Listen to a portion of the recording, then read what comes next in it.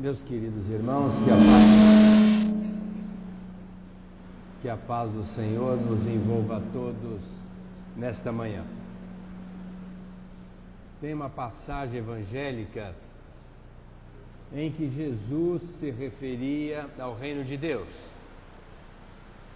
E ele, nessa parábola, faz uma comparação dizendo que ele se assemelha a uma semente jogada no seio da terra,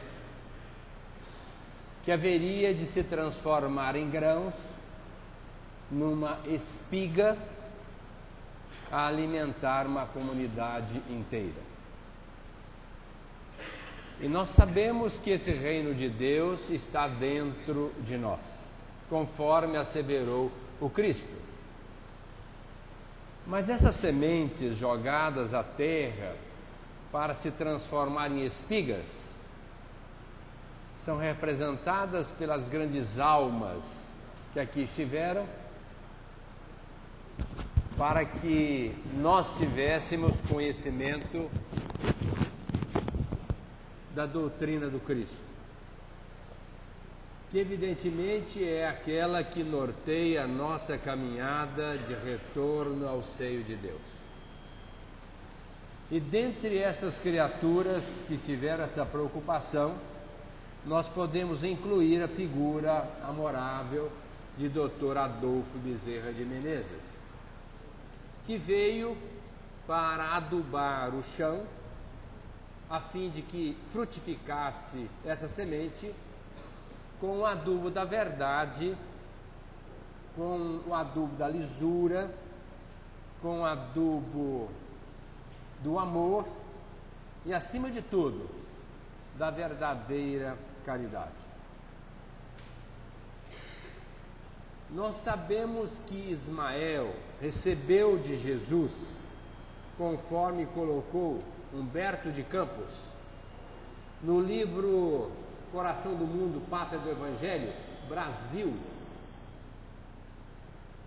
E ao receber essa incumbência de nortear a vida do nosso país, ele chamou, no plano espiritual, um dos seus discípulos para descer à terra e trazer para nós outros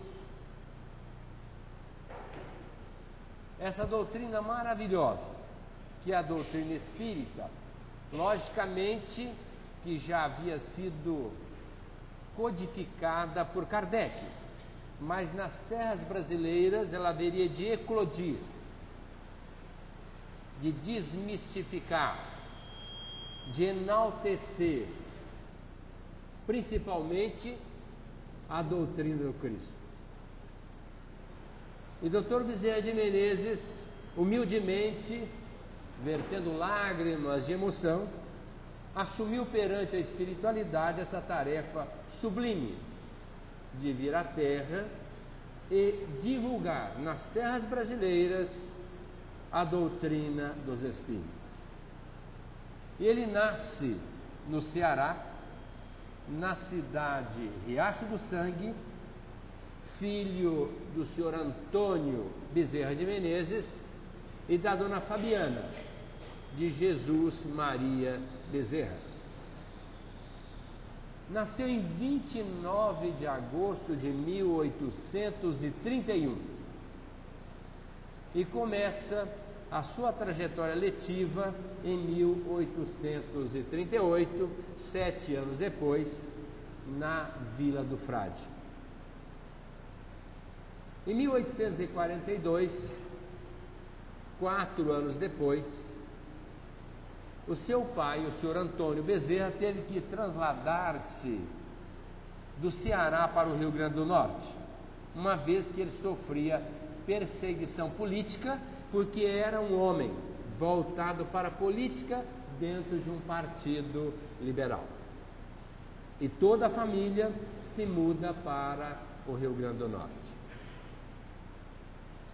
1846, 4 anos depois, retorna para o Ceará, mas não voltando mais para o Riacho do Sangue, voltando para o Ceará, na sua capital, Fortaleza. E ali ele dá continuidade aos seus estudos numa escola gerenciada pelo seu irmão mais velho, Dr. Manuel Bezerra de Menezes, que era advogado. Em 1851, ele sentiu a vontade de ser médico.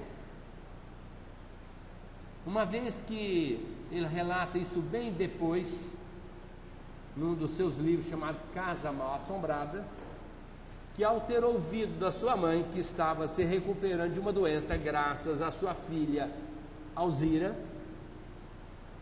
ele questionou a mãe: mas como a senhora está se recuperando da doença graças à sua filha, uma vez que o médico está cuidando da senhora?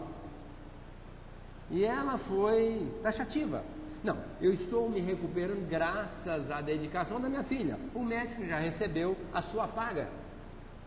E aquilo mexeu com os sentimentos daquele homem. E mais tarde, no livro Casamento e Mortalha, ele faz referência que se tornou médico baseado em duas prerrogativas. A primeira é de que o médico geralmente é uma pessoa independente, não fica sob o mando de uma organização. E segundo, que era um grande elemento, a medicina, propiciador, este elemento da caridade. E ele queria trabalhar como verdadeiro sacerdote da medicina. Mas ele chega para o pai e diz da sua intenção: mas o doutor Antônio joga ali um balde d'água, como se fosse em cima de um palito de fósforo, apagando inicialmente aquele anseio. Porque o doutor Antônio era um homem muito rico, político, atendia muitas pessoas e era um homem de um coração muito generoso. E de tal forma que, de tanto avalizar, de tanto atender as solicitações, quando ele fez um balanço, o que ele tinha era muito aquém das suas dívidas. Estava declarada a sua falência financeira. E então, ele, fazendo essa análise, chegou para os seus credores e disse a eles: estou entregando tudo que eu tenho para pagar as minhas dívidas. Certamente não as pagarei totalmente, mas é o que eu tenho. Mas os amigos que conheciam muito bem de perto aquele homem refutaram a ideia: jamais iremos receber de você dessa forma. Estamos até dispostos a não receber, se eventualmente um dia você não nos possa pagar. Fique com seus bens, vai trabalhando e nos pague lentamente. Se não nos pagar, nenhum problema. Mas aquele homem, diante daquela lisura que lhe era peculiar, disse aos seus credores: aceito a ideia de estar administrando o bem de vocês, as minhas propriedades, mas apenas para atender as necessidades minhas e de minha família, porque o dia que eu vier a morrer, na sua linguagem, faço questão de deixar em testamento que tudo seja revertido para os meus respectivos credores. E em fazendo assim, disse a doutora Adolfo Bezerra de Menezes que era impossível cumprir aquele programa, uma vez que os seus dois filhos mais velhos já tinham se formado em direito. Mas o terceiro filho tinha saído da faculdade no segundo ano. E ele, Adolfo Bezerra de Menezes, jamais poderia fazer qualquer faculdade, uma vez que não poderia custeá-la. Mas o jovem, sempre intrépido, corajoso, determinado, disse ao pai: mas o senhor me impede que eu faça medicina? Não, meu filho, não estou dizendo isso. Estou apenas dizendo que eu não posso bancar o seu estudo. Mas tenho a ideia de ir para o Rio de Janeiro fazer a faculdade de medicina naquela terra. O senhor concorda? Meu filho, já lhe disse, Não posso ajudá-lo, mas não tenho nada contra. Pelo contrário, se você quiser, de minha parte tem toda a anuência.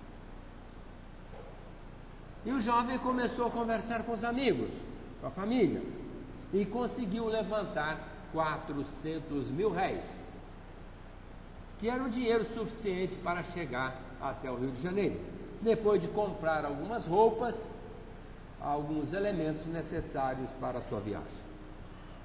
E chega ao Rio de Janeiro em 1851 com apenas 18 mil réis. Dos 400, ele já havia gasto praticamente tudo.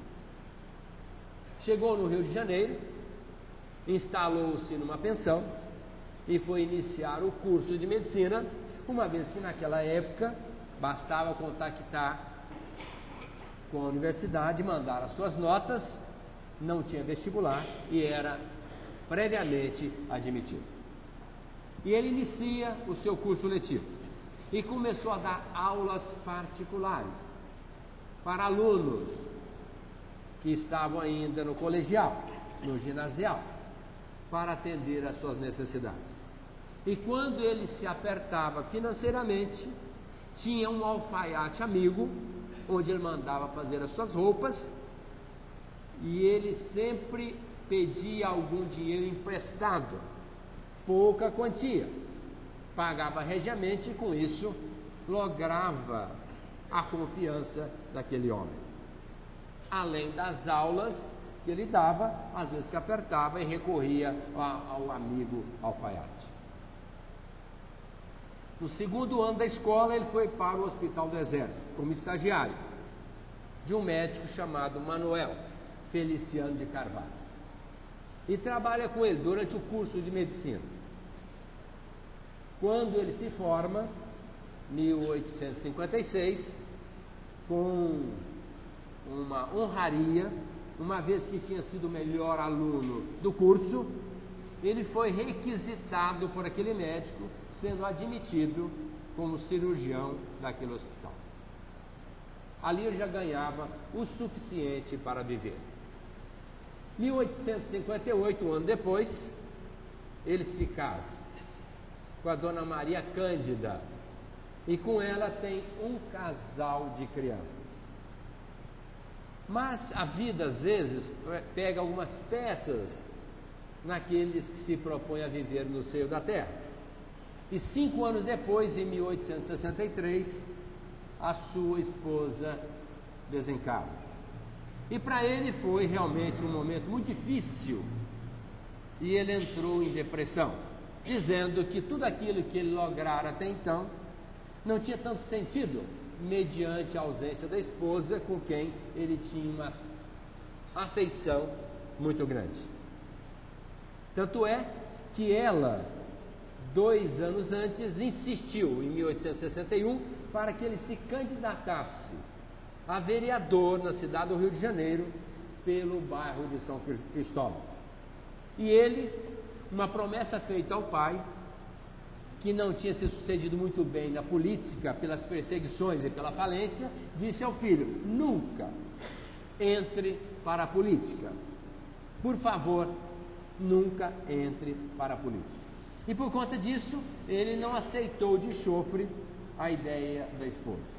Mas ela insistiu tanto, mostrando para ele a importância dele trabalhar para a comunidade diante daquele espírito reto que lhe era peculiar. E diante da insistência também dos amigos, ele acabou se candidatando e se elegeu vereador em 1861. Foi eleito presidente da Câmara Municipal, fez um trabalho fantástico e tempos depois foi eleito deputado pelo estado do Rio de Janeiro. E ali então ele teve uma desenvoltura maravilhosa, sendo reeleito depois vereador e depois deputado novamente, encerrando a sua carreira política em 1880, quando aí ele começou a se dedicar de verdade à doutrina espírita. Mas quando ele estava naquele processo depressivo, ele começou a ler a Bíblia Sagrada, procurando encontrar ali um respaldo, alguma coisa que pudesse lhe dar conforto, fortaleza, lhe devolvendo a hegemonia psicológica.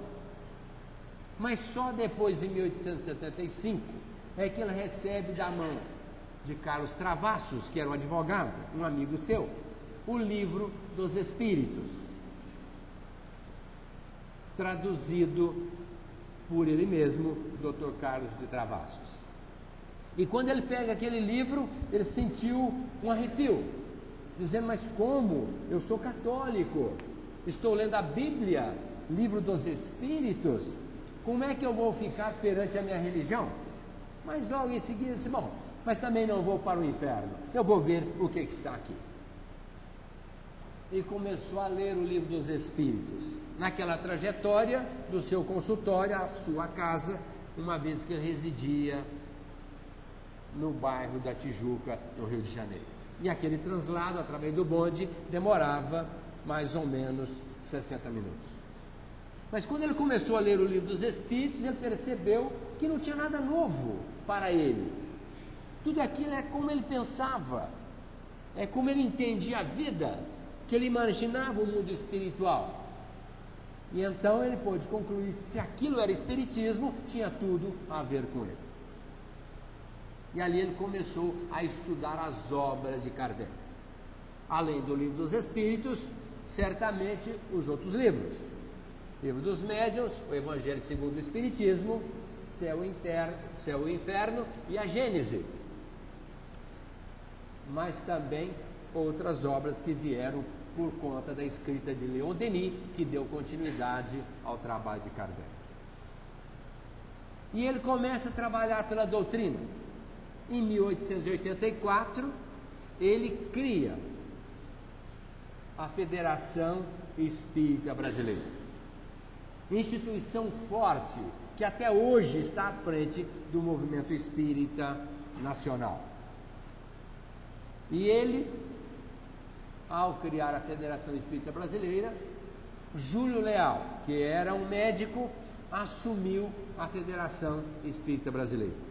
E ele entra como vice-presidente. De 1884 a 1889, ele esteve sempre ligado à federação, mas não como presidente. 1889 a 1890, ele se posiciona na condição de presidente da Federação Espírita Brasileira. Fica um ano e depois repassa o cargo a outras criaturas. Mas a doutrina espírita, sempre muito polêmica na cabeça daqueles que não a entendem, naquela época mais ainda. E os espíritas começaram a se degladiar diante do movimento espírita, uma vez que o Dr. Bezerra de Menezes enfatizava tanto o aspecto moral da doutrina, no seu aspecto religioso, em detrimento da ciência e da filosofia, que também ele advogava, mas não primacialmente. E algumas criaturas até se voltavam, através da escrita, para criticar Dr. Adolfo Bezerra de Menezes diante daquele pensamento religioso que ele advogava dentro do movimento espírita. E a federação começou a dividir, começou a encontrar consenso, e ele teve que reassumi-la em 1895, o que o fez até 1900, quando ele desencarna, em 11 de abril. Aí então, passando a federação para outras mãos. Em 1893, surgiu um movimento dentro do governo do Brasil, onde foi criada uma lei que não podia professar o espiritismo, porque era uma crença do demônio, e portanto eram excomungados ou até passíveis de prisão aqueles que viessem a professar o espiritismo. Sim, 1893. O espiritismo não podia ser professado por ninguém. E mais uma vez, Dr. Bezerra de Menezes, que desde o ano de 1887 começou a escrever no jornal O País, que era o jornal do Quintino Bocaiúva, com o pseudônimo de Max, onde ele já defendia a doutrina que era agredida pelo clero através desse mesmo jornal. Ali ele fez uma carta muito ostensiva, crítica, ao Antônio Batista de Oliveira, que foi o advogado que defendeu a ideia de impedir que professasse o Espiritismo, colocando como lei dentro da nossa Constituição. E ali ele fala, mas de uma maneira contundente, chamando-o de ignorante, falando que ele não sabia nem como professar a sua própria religião, como haveria de falar em nome de outra religião, que certamente ele não lia e nem tinha conhecimento, e agora advogando contra aquela filosofia que estava sendo instituída no nosso meio. E as suas cartas foram tão marcantes, redigidas até para o governo da nação, de tal forma que revogaram esta lei, permitindo a partir de então que o Espiritismo encontrasse um espaço dentro das nossas religiões no nosso meio. De tal forma que o Dr. Bezerra de Menezes foi sempre um batalhador pela doutrina espírita, certamente atendendo o compromisso que ele fez com Ismael de vir implantar o movimento espírita aqui no nosso meio. Cria o primeiro centro espírita, Deus, Jesus, Caridade, na cidade do Rio de Janeiro. E ali trabalhou intensamente até os últimos dias da sua estada no seio da terra. E volta para o plano espiritual. E depois de 50 anos, ele foi recebido com uma festa imensa no plano espiritual, logicamente comemorando os seus 50 anos de vida agora no plano espiritual, com a presença da Mãe de Jesus, de outras almas de escola. E quando ele recebe a permissão para elevar-se a mundos mais superiores, ele pede àquela senhora que lhe permitisse continuar aqui na terra, atendendo a nós outros que tanto precisamos dos seus préstimos. E ela disse: não, você vai para um mundo mais elevado. Nós precisamos de você neste exato local. Mas ele insiste novamente, com tanta veemência como era propriedade do seu espírito determinado, e ela lhe concede a ficar aqui na terra e certamente continua aqui hoje trabalhando junto de nós, principalmente para sustentar a saúde física, psicológica e espiritual daqueles que dele necessitam. Mas o Dr. Bezerra de Menezes teve muitas experiências fantásticas que lhe caracterizaram o espírito. Quando ele estava no Rio de Janeiro, como estudante, aconteceu um fato inédito. Naquela carência sempre muito grande, uma vez que não recebia provento de ninguém, a não ser as despesas do seu próprio trabalho, num certo dia ele não tinha como pagar a pensão. E o dono da pensão era extremamente intransigente em relação ao pagamento. E ele pensou: o que irei fazer? Já que o que eu devo transcende muito ao que eu peço de empréstimo para o meu alfaiate. Naquele momento bate a porta, surge um jovem e ele o atende.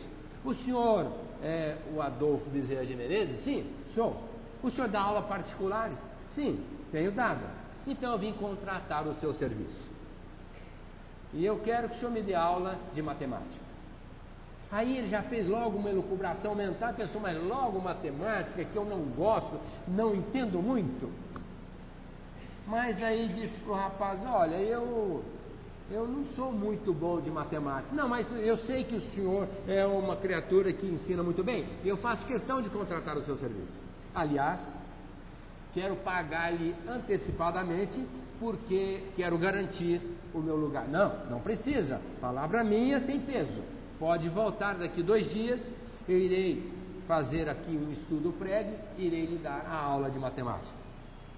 E o aluno insistiu, não, mas eu quero deixar pago a minha aula, pelo menos por mais uns 2 meses, para garantir o meu espaço. De tanta insistência, o Dr. Bezerra de Menezes pegou aquele dinheiro e foi para a biblioteca estudar matemática para ensinar o aluno. Só que esse aluno nunca mais voltou, certamente um aluno do outro mundo, que veio apenas lhe trazer alguns trocados para ele pagar a sua pensão. Certo dia, ele quis ir a uma festa de 15 anos da sua prima Gertrudinha. Um nome sugestivo, mas era o nome da sua prima. E então, Gertrudinha era uma menina muito linda e ele estava paquerando aquela criatura.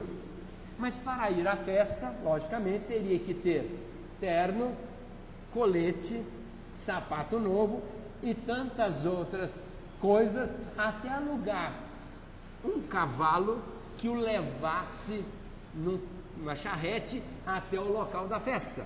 E para isso ele precisava de dinheiro. E ele não o tinha. Resolveu procurar o alfaiate. Mais uma vez, o homem salvador diante das suas necessidades prementes. Bateu a porta, um senhor o atendeu, perguntou pelo amigo, disse, olha, ele foi para a Europa e ele não está aqui, mas se você quiser alguma coisa, nós temos um contramestre, pode atendê-lo, fazendo a roupa que você quiser. Mas ele não queria que fizesse roupa, ele queria o dinheiro para comprar um terno que era no final daquela semana. Mas, logicamente, não poderia fazê-lo, já que o amigo não estava ali. E aí ele lembrou de uma frase da sua mãe, quando ela dizia assim, boa romaria faz, quem em casa fica em paz. E ele foi consolado por essa colocação da mãe, voltou para casa e ficou em paz. Até mesmo porque ele achava que depois, para pagar aquela conta, iria lhe trazer muitos problemas, porque era uma conta muito além da sua possibilidade. Uma vez que hoje, fazendo um dado aproximado, para comprar um terno, nós sabemos que nós gastamos muito. E ele tinha que comprar o terno e mais outras coisas. Então iria se endividar. E baseado nesta informação do amigo não estar presente e daquela análise da sua dívida, ele voltou para casa lembrando da mãe. Boa romaria faz, quem em casa fica em paz. E abriu mão daquela ideia. No seu consultório médico, ele atendia numa farmácia de um amigo chamado Cordeiro, uma vez que ele não tinha consultório. Então ele atendia ali as pessoas ricas, as pessoas de condição mediana e as pessoas pobres. Ele chamava de geografia humana, porque atendia todos os povos, desde os povos mais simples até as pessoas mais eruditas. Aqueles que podiam pagar, ele recebia. As pessoas que não podiam pagar, nenhum problema.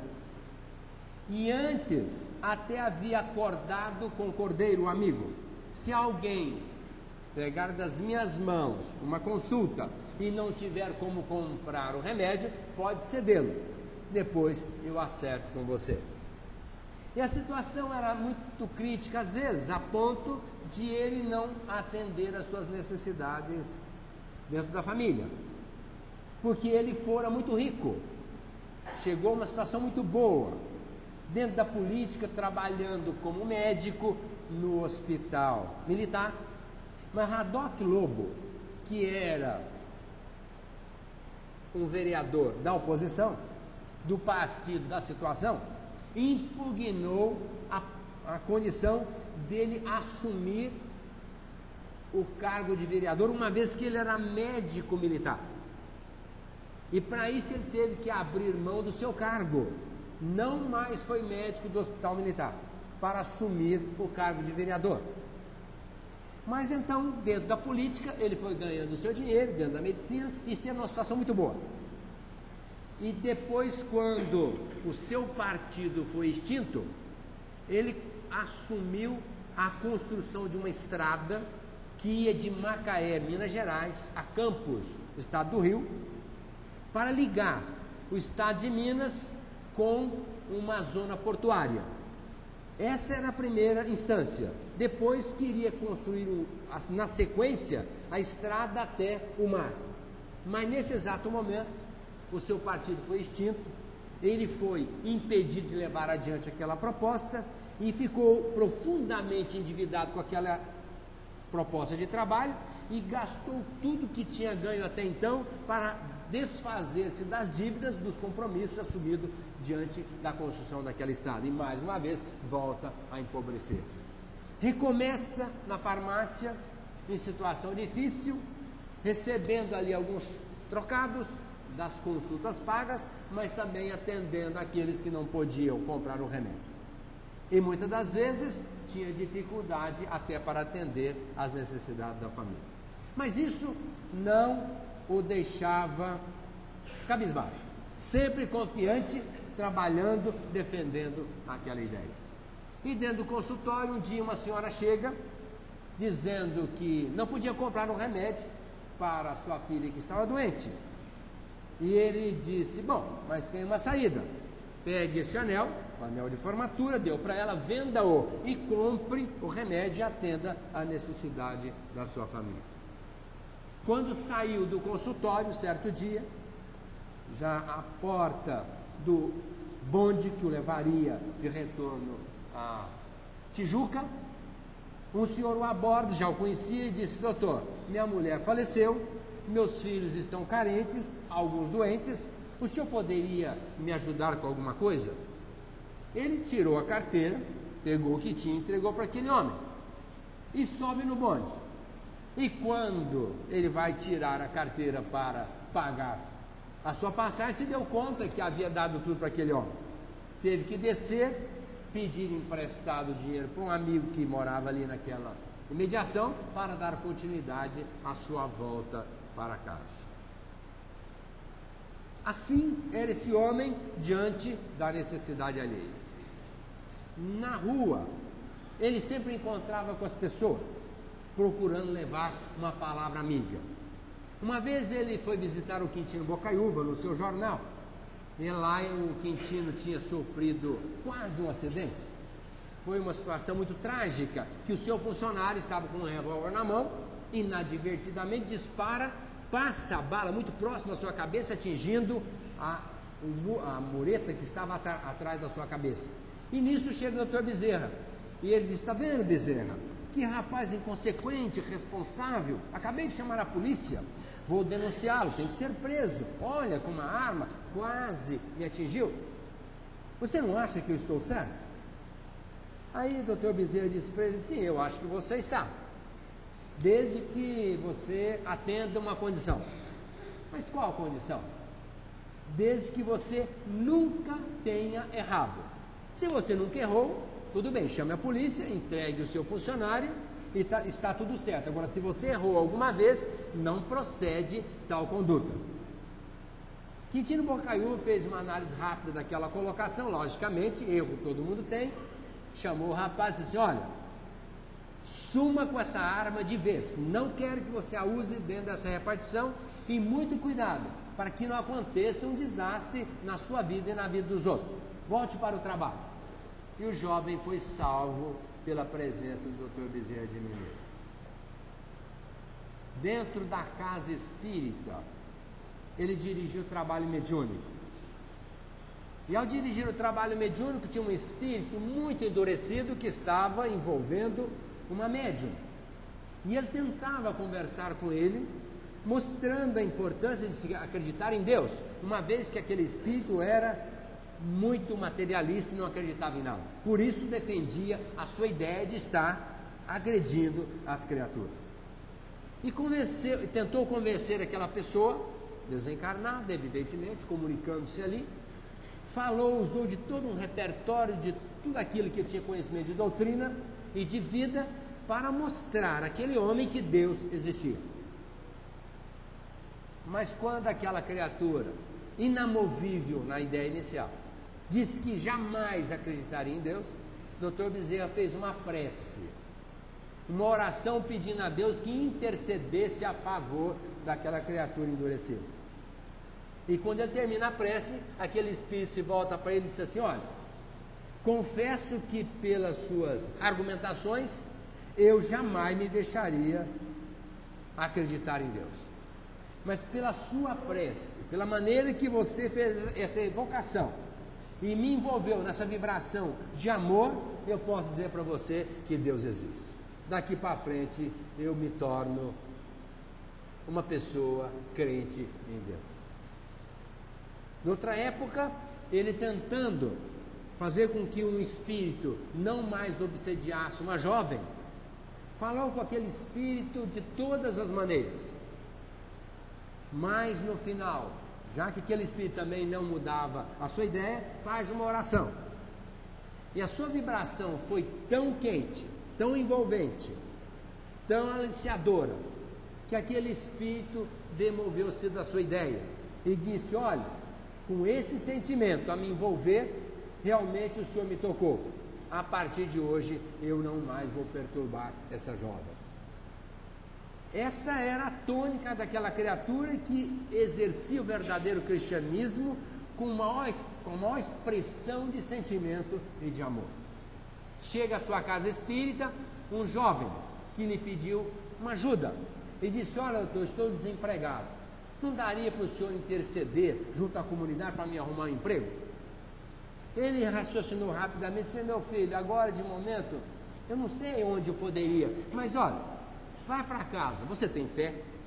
Bom, doutor, eu tenho um pouco de fé. Pois então, faz uma oração para a Virgem Maria, mãe de Jesus, abraça a sua família, ore com ela, com a sua família, e eu tenho certeza que ela vai interceder a seu favor e você vai arrumar um emprego.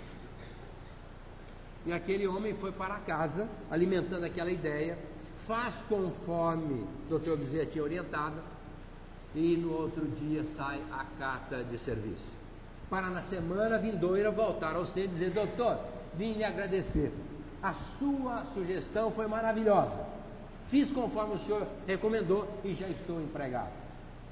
De tal forma que ele tinha sempre uma resposta positiva para dar àquelas criaturas. Mas não para por aí. No mundo espiritual, depois da sua desencarnação, ele teve vários fatos marcantes. Um deles, ele veio trabalhar com o Chico Xavier aqui em Uberaba. E o Chico estava com uma dor no olho muito grande.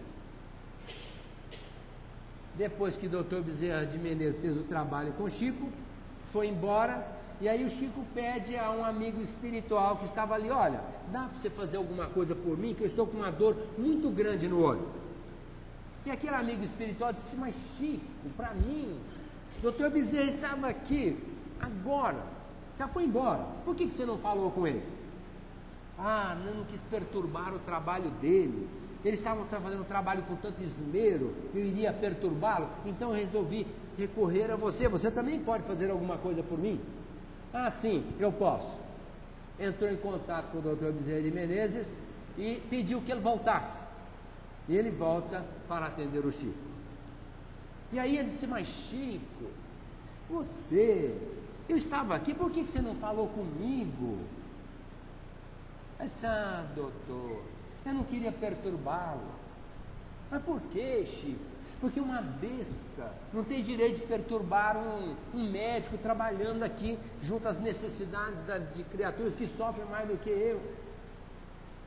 Aí esse Chico: se você é uma besta, que sou eu, Chico? Aí o Chico voltou para ele e disse assim: o senhor é um veterinário de Deus, então cuide do meu olho. No plano espiritual, o Dr. Bezerra de Menezes estava assistindo um grupo de espíritos, dizendo para eles da importância da reforma íntima moral. E então, ao término da preleção, um espírito irônico disse: doutor, não concordo muito com o que o senhor falou. Por exemplo, o senhor diz que quem calunia é como se fosse uma brasa no seio, a nos queimar interiormente. Eu caluniei todo mundo quando eu estava na terra, e nunca a brasa veio queimar o meu peito. O senhor disse que quem destrói lares é como se fosse uma lâmina a retalhar-lhe a alma. Eu destruí muitos lares e nunca tive lâmina a retalhar minha alma, coisa nenhuma. Aí o Dr. Bezerra de Menezes disse para ele: escuta, O que acontece com o cadáver quando alguém lhe encosta um cigarro no braço? Não acontece nada. O cadáver não sente nada. Mas quando este cadáver tem o seu braço colocado num galão de piche muito quente, o que acontece com ele? A mesma coisa. Ele está morto, não vai acontecer nada, pode queimar o braço, mas não sente nada. Então o doutor Bezerra de Menezes disse para ele: bom, aquela criatura que faz o mal a outra, qual seja, e não sente um peso na consciência, no mínimo, tem a consciência morta. Portanto, você é um morto-vivo, mas, ou melhor dizendo, um vivo-morto, porque você não tem a sua consciência ultrajada pelo mal que tenha feito. E ele nunca perdia a oportunidade de estar levando uma mensagem às criaturas, onde quer que estivesse. O Dr. Bezerra de Menezes continua hoje, ainda no nosso meio, trabalhando pela causa das pessoas necessitadas. E por isso mesmo, no mundo espiritual, certo dia estava numa praia chorando, e se aproxima dele o Antônio de Pádua, o nosso Santo Antônio canonizado pela Igreja Católica, e pergunta: mas Bezerra, por quê? Você está chorando, homem? Pois então, veja, eu sempre fui muito afeiçoado a atender as pessoas, mas olha aqui o que estão me pedindo, porque no plano espiritual tem um localzinho que é o reduto dos espíritos, onde chegam as preces de súplica, uma vez que somos eternos pedintes. Eu imagino quando o Dr. Bezerra de Menezes já foi incomodado por mim nas minhas rogativas. Então, ele dizendo: olha aqui, Antônio, o que está acontecendo?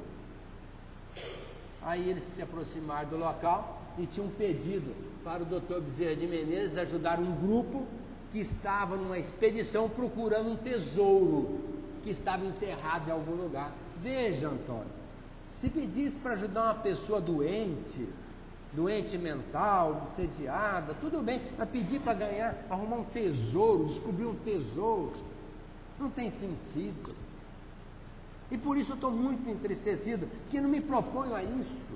A humanidade está equivocada. Vida inteira Jesus disse o contrário. Não deveria servir a dois senhores, ou a Deus ou a dinheiro. O pessoal está buscando dinheiro. Até quando? Aí o Antônio de Pádua disse: mas vem comigo, vamos lá no meu localzinho de pedidos.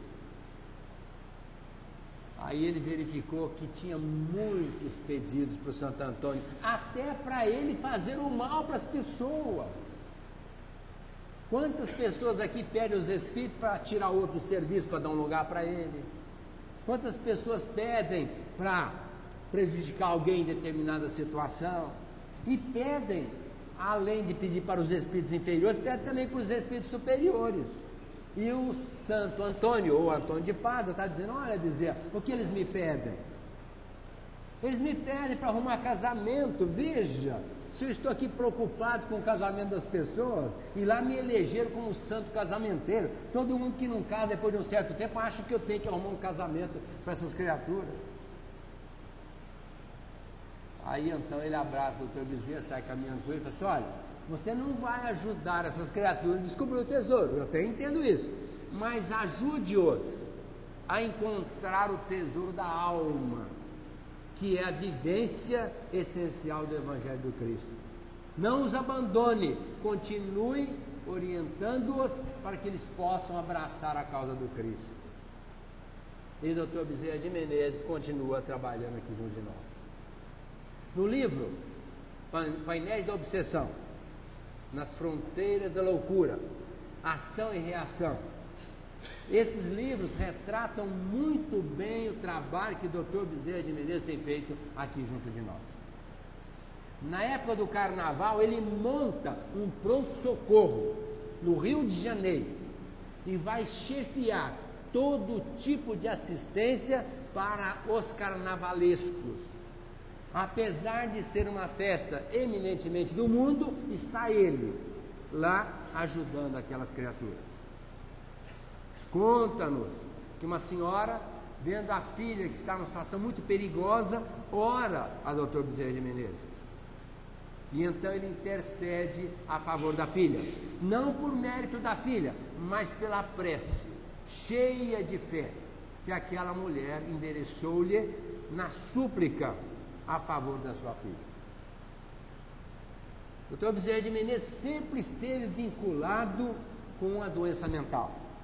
Tanto é que hoje aqui nós temos um hospital maravilhoso, diga-se de passagem, Hospital Psiquiátrico Dr. Adolfo Bezerra de Menezes, e certamente esse nome foi dado porque ele sempre esteve preocupadíssimo com a loucura, ou seja, com a doença mental. E ele chegou até a escrever aqui na Terra alguns livros, enquanto estava encarnado, mostrando, sob o ponto de vista médico, que a loucura nem sempre é uma doença de degeneração do cérebro. Muitas das vezes é uma falência da alma, por conta de atitudes infelizes do passado, e muitas das vezes por conta também de envolvimento espiritual. Muito além daquela lesão cerebral, que é kármica, que também propicia doença mental. E sempre esteve trabalhando em prol dessas criaturas. Então, nada mais justo do que nós homenagearmos essas criaturas de escola, que vieram realmente sustentar esta filosofia da caridade e do amor.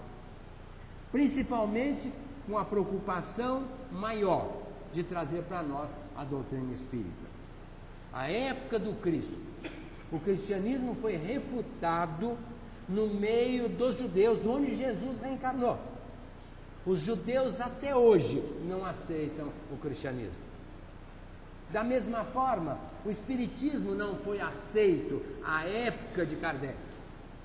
Não foi aceito à época de Dr. Bezerra de Menezes. E continua ainda não aceito no dia de hoje, pela grande maioria das criaturas. E se nós temos uma explicação, ela é clara, é única e até muito simples, porque as pessoas não conhecem a doutrina espírita.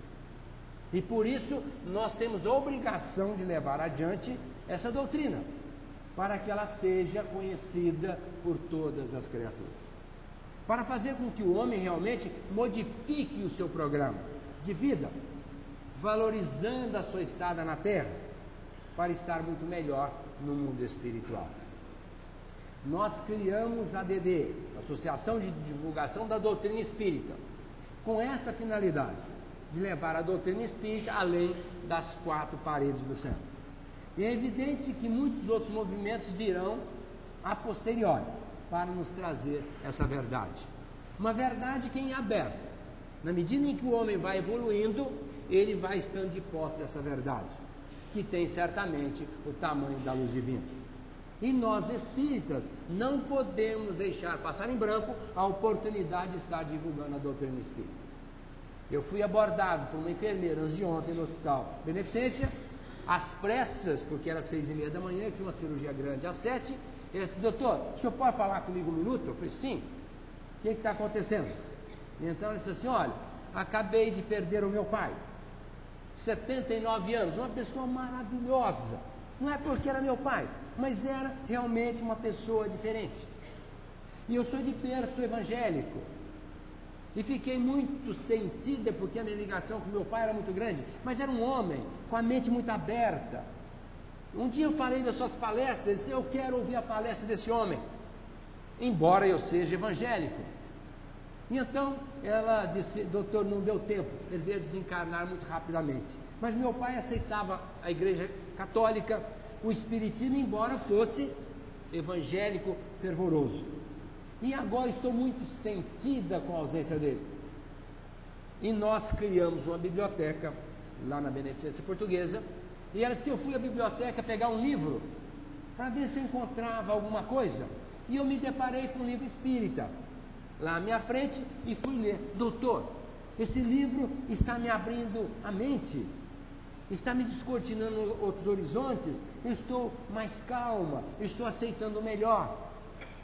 Então eu disse para ela: olha, minha filha, esta é a doutrina espírita, que veio como consolador prometido por Jesus, para trazer o bálsamo para as nossas almas, para trazer o lenitivo para os nossos espíritos, e acima de tudo, para que possamos dinamizar a nossa vida espiritualmente falando, porque antes de conhecer a doutrina, o nosso progresso é aritmético, 1, 2, 3, 4, mas depois de conhecer a doutrina e descortinar novos horizontes, aclarando a nossa consciência, o nosso progresso é geométrico, 2, 4, 8, 16. Então nós outros temos o papel de estar divulgando essa doutrina espírita, dando um presente.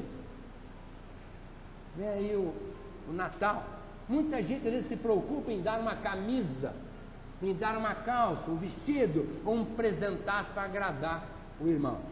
Dê um livro que possa descortinar novos horizontes.